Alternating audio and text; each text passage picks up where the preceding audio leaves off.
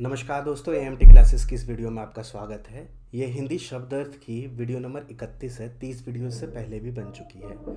आज ये 10 मिनट की वीडियो आपके सामने है, जिसमें हम 50 शब्द सीखेंगे हिंदी के और उनके अर्थों को भी जानेंगे।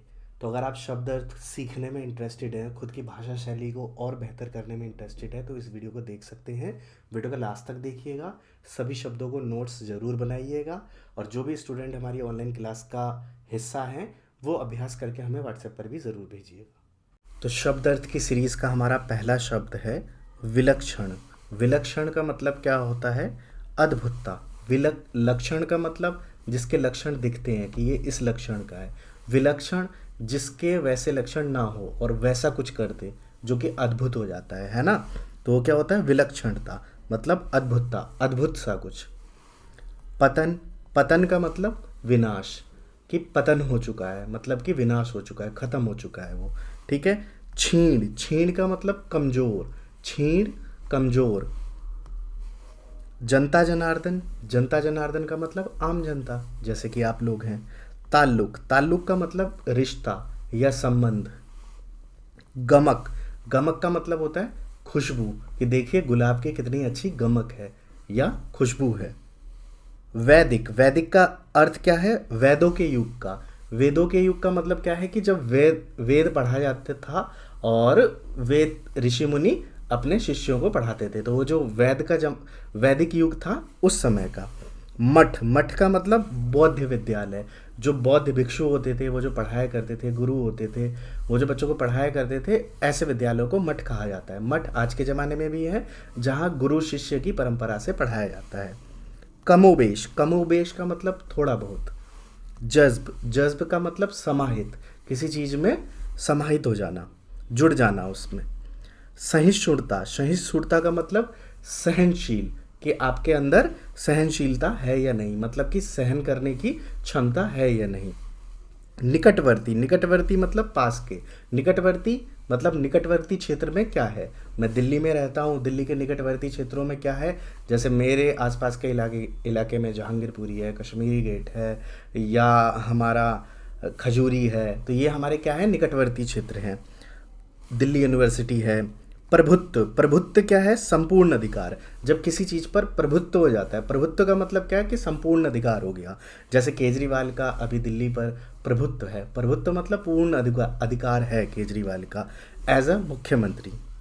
राष्ट्रीयता, राष्ट्रीयता का मतलब देशभक्ति का भाव।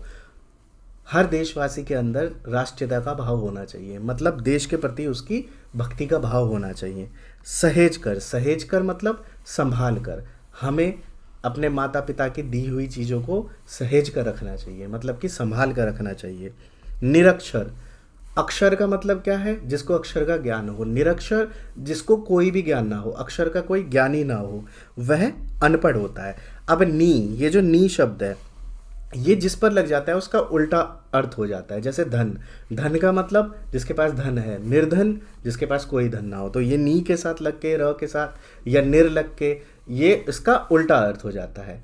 अगला है समृद्ध। समृद्ध का मतलब क्या होता है? विकसित। विकसित का मतलब जहाँ पर पहले से विकास काफ़ी हद तक हो चुका हो। जैसे दिल्ली एक विकसित राज्य है, यहाँ पर सभी सुख सुविधाएं हैं। गांव घर में सुख सुविधाएं नहीं है, विकसित नहीं है, इसलिए लोग दिल्ली जैसे शहर में आकर रहते हैं। बलिष्ठ, बलिष्ठ का मतलब बलशाली, जिसके अंदर बहुत बल हो किसी भी चीज़ का, उसे क्या कहते हैं? बलिष्ठ। जैसे भीम को बलिष्ठ कहा जाता था, या भगवान श्री हनुमान को बलिष्ठ कहा जाता है। विमुक्त, विमुक्त का मतलब मोहित हो जाना, किसी की चीज़ पर मोहित हो जाना, पूरा का पूरा प्रभावित हो जाना उससे। संयोग, संयोग का मतलब भाग्यवश। तो मुझे आशा है कि आप संयोगवश, भाग्यवश मेरे इस वीडियो तक पहुँचे हैं। तो ये शब्द अर्थ की सीरीज़ है। वीडियो को लाइक और चैनल को सब्सक्राइब ज़रूर कीजिएगा, इससे हमें प्रोत्साहन मिलता है कि हम जल्दी से जल्दी और अच्छी से अच्छी वीडियोस आप लोगों के लिए ला सकें। उद्घाटित, उद्घाटित का मतलब होता है उजागर करना। उद्घाटित, उजागर करना, किसी चीज़ को दिखाना, लोगों के सामने लाना। धर्मनिरपेक्ष, धर्मनिरपेक्ष का मतलब क्या है? सभी धर्मों का सम्मान, ठीक है, या सभी धर्म को एक बराबर मानना, उसे क्या कहते हैं? धर्मनिरपेक्ष। किसी एक धर्म की तरफ ना जाना, बल्कि सभी धर्म को समान दृष्टि से देखना, भाव से देखना। हावी, हावी का मतलब भारी पड़ना, ठीक है। जैसे अभी मोदी जो है बाकी विरोधी दल पर हावी हैं, मतलब उन पर भारी पड़े हुए हैं। जो विपक्षी दल है वो अच्छे से विरोध नहीं कर पाती है। अग्रदूत, अग्रदूत का मतलब प्रारंभ करने वाला। अग्रदूत कौन है? जो प्रारंभ करता है किसी चीज़ को, जो किसी चीज़ की शुरुआत करता है। धनाढ्य, धनाढ्य का मतलब अमीर, धनवान। अचरज, अचरज का मतलब आश्चर्य, अचरज आश्चर्य। सृजन, सृजन का मतलब निर्माण करना, किसी चीज़ को बनाना, ठीक है। शाखाएं, शाखाएं का मतलब विभाग। जैसे हमारी यूट्यूब वीडियोस बनाने की 2 शाखाएं हैं। ये AMT क्लासेस है जहां हम हिंदी पढ़ाते हैं, और आसान है विद आदित्य चैनल पर इंग्लिश और मैथ पढ़ाते हैं, ठीक है। तो हमारी 2 शाखाएं हैं यूट्यूब वीडियोस बनाने के लिए। अकस्मात, अकस्मात का मतलब अचानक। अरे अचानक से ये क्या हो गया? अकस्मात उसकी मृत्यु हो गई। अकस्मात मतलब अचानक से। समृद्ध, समृद्ध का मतलब धनवान। जो सभी चीज़ों से परिपूर्ण होता है उसे समृद्ध कहते हैं। समृद्ध, समृद्ध, धनवान।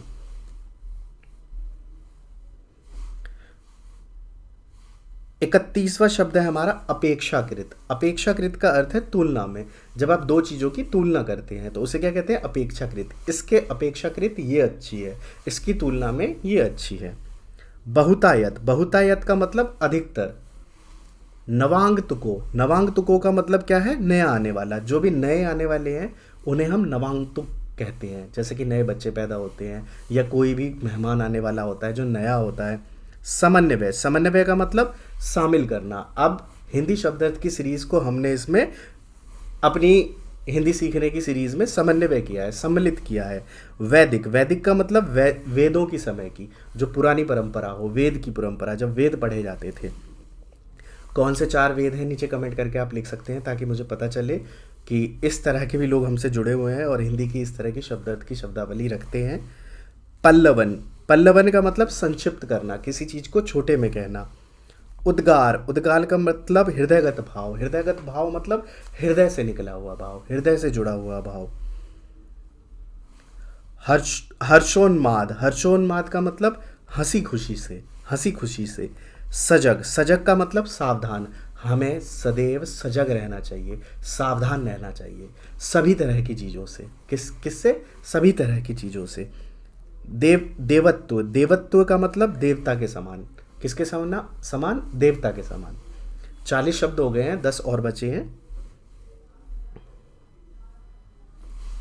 अगला है निरर्थक। निरर्थक का मतलब बिना अर्थ की। निरर्थक कोई भी काम नहीं करने चाहिए। अगर आप निरर्थक काम करेंगे तो आपका समय बर्बाद होगा। निरर्थक मतलब जिसका कोई भी अर्थ ना निकले या जिसका कोई भी अर्थ ना हो। सशक्त, सशक्त का मतलब मजबूत। कारागृह, कारागृह का मतलब जेल। प्राणवान, प्राणवान का मतलब जीवित। प्राणवान जीवित मतलब जिसमें प्राण हो, प्राणवान जीवित। चिंतन, चिंतन का मतलब विचार करना। चिंतन, खुद के भविष्य को लेकर चिंतन करना चाहिए। चिंतन का मतलब सोचना चाहिए, विचार करना चाहिए। निरुत्साहित, निरुत्साहित का मतलब उत्साह खोना। जिसके अंदर कोई भी उत्साह ना हो किसी भी काम को करने की, उसे क्या कहते हैं? निरुत्साहित। अमरत्व, अमरत्व का मतलब कभी न मरना, जो कभी न मरे, जिसे अमरत्व का वरदान मिला हुआ हो। अमरत्व कभी न मरे, हमेशा अमर रहे। ज्ञानार्जन, ज्ञानार्जन मतलब ज्ञान प्राप्त करना। अब ये वीडियो किसकी दृष्टि से बनाई हुई है?